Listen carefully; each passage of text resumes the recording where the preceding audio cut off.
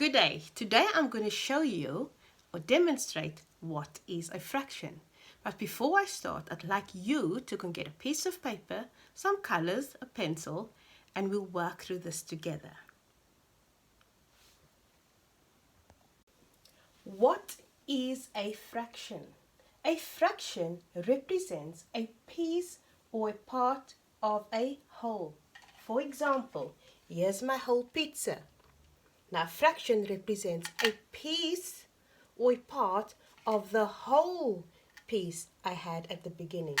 So this is a fraction of my whole, or it's any number of equal parts. My pizza, I've cut it up into equal segments.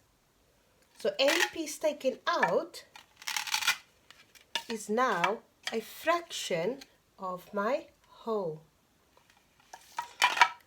Right, so what is a piece of a whole? I've cut my pizza into 4 equal parts. Count with me. 1, 2, 3, 4. 4 equal parts.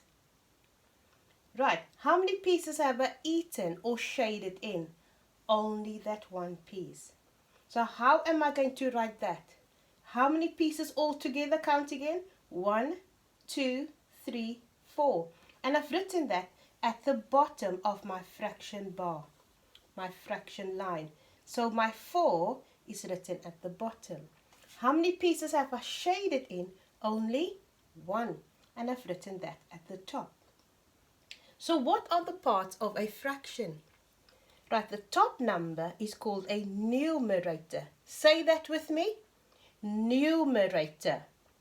My bottom number is called a denominator. Say that with me. Denominator. What do these two names mean? What are the different features or the characteristics of these numbers? My top number, which is a numerator, tells us how many equal parts are taken or eaten or shaded in. For example, in my top pizza, I've only shaded in 1 part.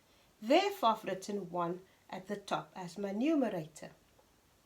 The bottom number is called a denominator, and it tells us how many equal parts are there all together in your shape, your object, or your number. How many equal parts do we have all together in our shape? 1, 2, 3, 4. Therefore, I've written 4 at the bottom. I have a chocolate. Now, you all know I love baking.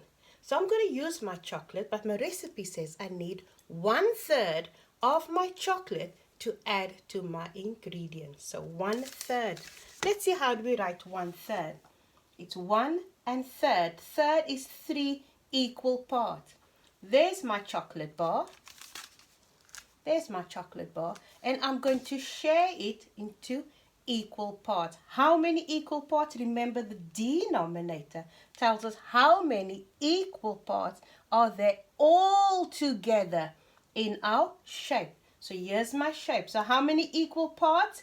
3. Yes, you are right. So I'm going to share my chocolate or cut it into 3 equal parts. Count with me. 1, 2, 3 equal parts. How many pieces must I shade in? The top number, the numerator, tells us how many equal parts are taken, eaten, or shaded. So I need to color in only 1 part of my whole. So there's my 1/3. Let's go to the next one. My next recipe says I need 1/4 of chocolate in my recipe. So how many pieces should I cut my chocolate into? Speak to someone at home there. How many pieces should I cut my chocolate into? Yes, you are right. It is 4 equal parts. The denominator tells us how many pieces you need to cut your chocolate bar into. So help me now. Cut it in half first, and then I cut it again. So now I should have how many parts? 4. You are right. Count with me.